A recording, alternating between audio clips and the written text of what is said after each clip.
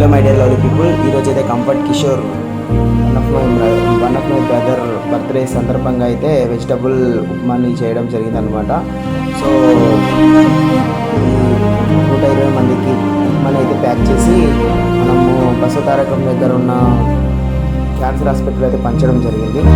So ఈ కార్యక్రమానికి సహకరించిన కిషోర్కి ధన్యవాదాలు. అలాగే మీరు ఎవరైనా డొనేషన్స్ ఇవ్వాలనుకున్నా, అది బియ్యం రూపంలో కానీ లేకపోతే డొనేషన్ రూపంలో కానీ ఇవ్వాలనుకున్నా ఇంకా తెలిపిన నంబర్కి సహకరించగలరు.